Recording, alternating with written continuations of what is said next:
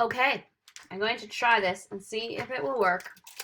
We're going to read the book The Stranger by Chris Van Allsburg. Here we go. It was, how did I go down here? There we go. That'll work. It was the time of year Farmer Bailey liked best, when summer turned to fall. He whistled as he drove along. A cool breeze blew across his face through the truck's open window. Then it happened. There was a loud thump. Mr. Bailey jammed on his brakes. Oh no, he thought. I've hit a deer. But it wasn't a deer. The farmer found him lying on the road. But it wasn't a deer the farmer found lying on the road. It was a man.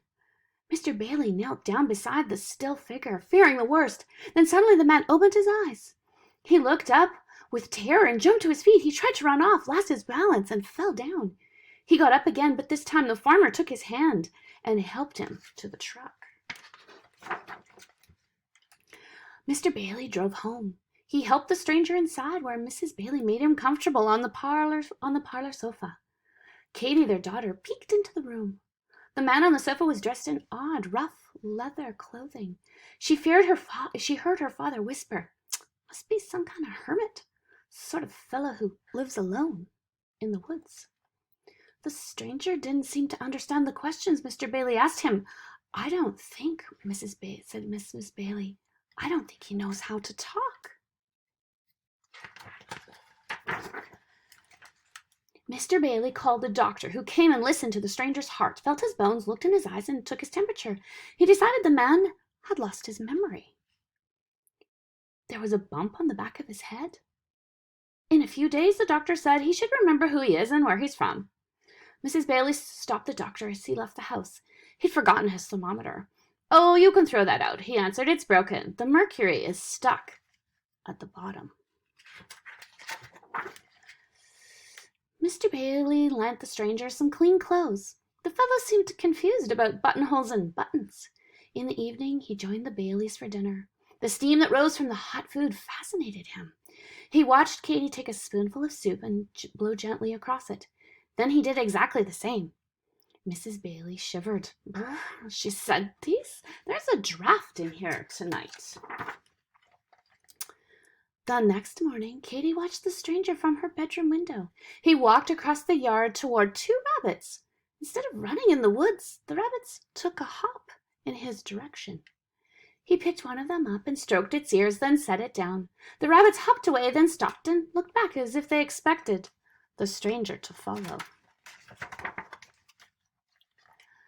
When Katie's father went into the fields that day, the stranger slowly tagged along. Mr. Bailey gave him a pitchfork, and with a little practice he learned to use it well. They worked hard. Occasionally Mr. Bailey would have to stop and rest, but the stranger never tired. He didn't even sweat.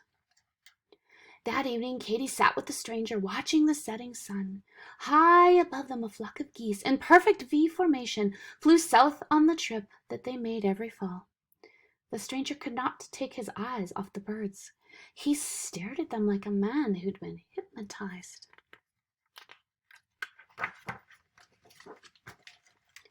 2 weeks passed, and the stranger still could not remember who he was.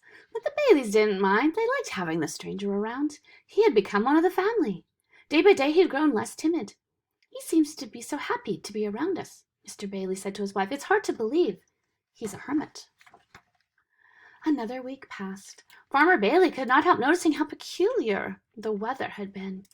Not long ago it seemed that autumn was just around the corner, but now it felt like summer, as if the seasons couldn't change. The warm days made the pumpkins grow larger than ever. The leaves on the trees were as green as they'd been 3 weeks before. One day the stranger climbed the highest hill on the Bailey farm. They looked to the north and saw a puzzling sight. I'll put it that way. The trees in the distance were bright red and orange, but the trees to the south, like those around the Baileys, were nothing but shades of green. They seemed so drab and ugly to the stranger. It would be much better, he thought, if all trees could be red and orange. The stranger's feelings grew stranger The stranger's feelings grew stronger the next day. He couldn't look at a tree's green leaves without sensing that something was terribly wrong. The more he thought about it, the more upset he became, until finally he couldn't think of nothing else. He ran to a tree and pulled off a leaf. He held it in a trembling hand and, without thinking, blew on it with all his might.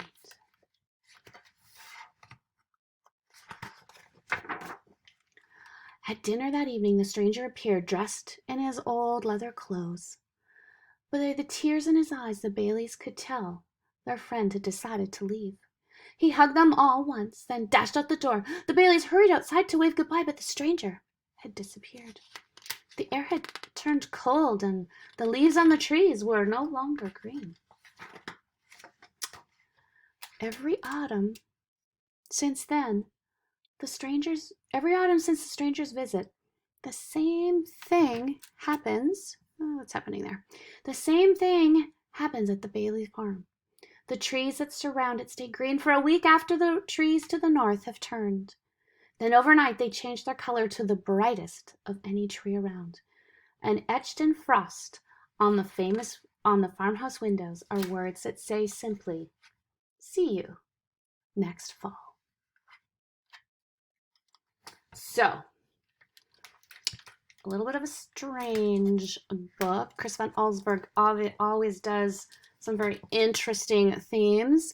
Again, you could bring in all sorts of prediction. How did the author predict what was going to happen? Who was this person? Should we welcome strangers? What happens when we do that?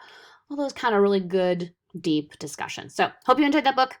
And we'll figure out the lighting. Hope it didn't distract you too much. Okay.